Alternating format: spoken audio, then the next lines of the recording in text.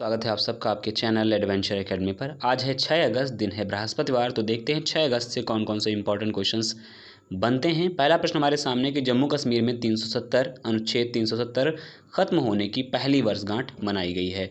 तो या पहले मैं बात करूंगा जम्मू कश्मीर के बारे में। तो जम्मू कश्मीर को अनुच्छेद 370 विशेष राज्य का दर्जा देता था, जो कि 5 अगस्त को, पिछले वर्ष 5 अगस्त 2019 को इसे अनुच्छेद 370 खत्म करके, विशेष राज्य का दर्जा खत्म करके एक केंद्र शासित राज्य के रूप में सामने जम्मू कश्मीर वर्तमान में आया। जम्मू कश्मीर 31 अक्टूबर 2019 को यूटी के रूप में सामने आया था, यानी कि यूनियन टेरिटरी या केंद्र शासित राज्य के रूप में सामने आया था।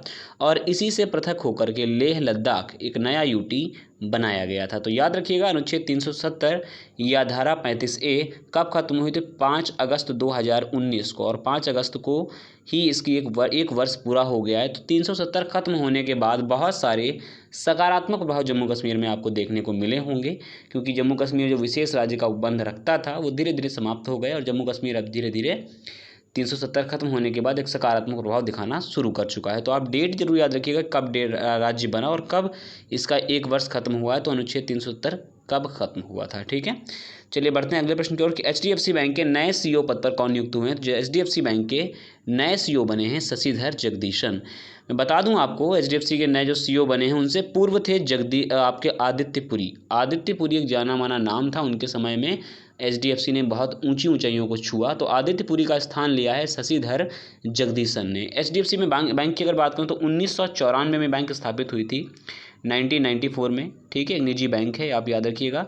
इसके अलावा इसका जो हेडक्वार्टर है वो है मुंबई में, ठीक है, याद रखिए मुंबई में। और एक समय ऐसा था कि एचडीएफसी टोटल मार्केट कैपिटल के मामले में इंडिया की टॉप 2 कंपनी बन गई थी रिलायंस इंडस्ट्रीज के बाद में, ठीक है। बहुत बड़ी कंपनी के रूप में सामने आई थी। खैर वो बाकी शेयर की बातें हैं, कभी कंपनी नीचे और कभी ऊपर। तो एचडीएफसी बैंक के नए सीईओ बन गए हैं शशिधर जगदीशन। तो ये आप याद रखिएगा।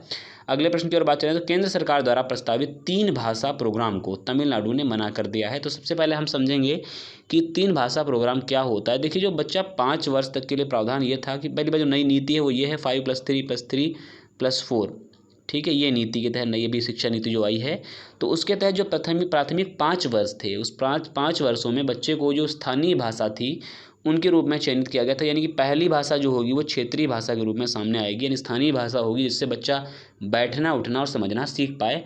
और उसके की बाद की जो कक्षाएं होंगी उनमें अंग्रेजी और हिंदी में कक्षाएं आयोजित की जाएंगी, यानी कि कुल 3 भाषाएं होंगी। एक तो अंग्रेजी भाषा हो गई, एक तो हिंदी भाषा हो गई, और तीसरी हो गई कौन सी?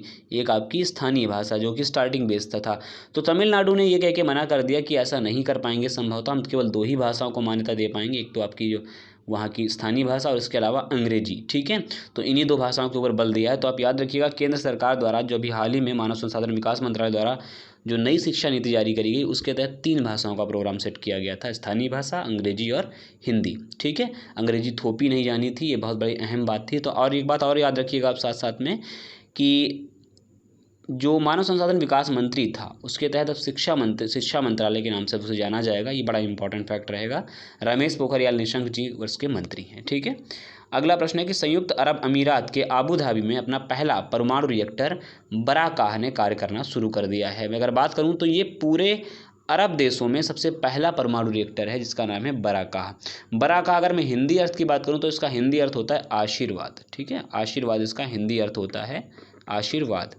तो इसका नाम हो गया, तो हिंदी नाम हो गया। अगर मैं बराकाह की बात करूं तो बराकाह 1400 MV 1400 मेगावाट की ऊर्जा को उत्पन्न करेगा। तो ये बहुत इंपॉर्टेंट है कि अरब देशों में सबसे पहला परमाणु रिएक्टर कहाँ स्थापित किया गया? तो आबू धाबी में। क्या नाम रखा गया है? तो बराकाह उसका नाम है, ठीक है।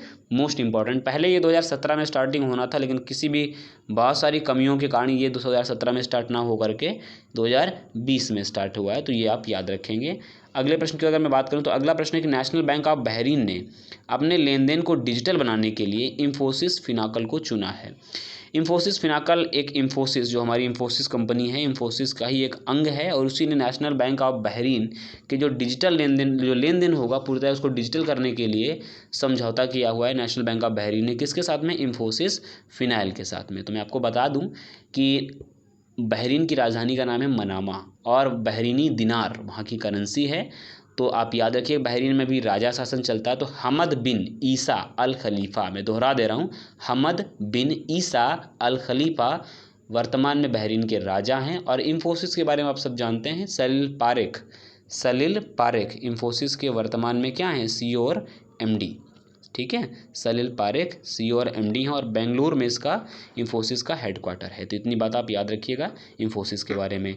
अगला है कि गुयाना के नए प्रधानमंत्री पद पर मार्क फिलिप्स ने शपथ ले ली है। तो याद रखिएगा, गुयाना एक ऐसा राज्य है जिसकी कैपिटल है जॉर्ज टाउन की कैपिटल है उसकी, और वहाँ के PM बन गए हैं मार्क फिलिप्स एक जाने माने वहाँ के नाम है, क्योंकि 2013 से 2016 के बीच में उन्होंने चीफ ऑफ स्टाफ पद पर रहे हैं गुयाना के। और साथ ही यहाँ पे उपराष्ट्रपति का पद भी चुना गया है। तो उपराष्ट्रपति चुना गया है भरत जगदेव, ये सब भारतीय मूल के व्यक्ति हैं, आप याद रखिएगा। तो भरत जगदेव जी ने उपराष्ट्रपति पद की शपथ ली है, मोस्ट इंपॉर्टेंट थिंग है। ठीक है, गुयाना के राष्ट्रपति का नाम है मोहम्मद इरफान अली।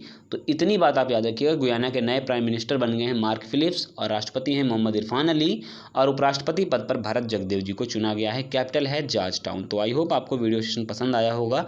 वीडियो अगर अच्छा लगे तो लाइक करें, शेयर करें, कमेंट करें, चैनल को सब्सक्राइब करना ना भूलें। बने रहें हमारे साथ। नमस्कार।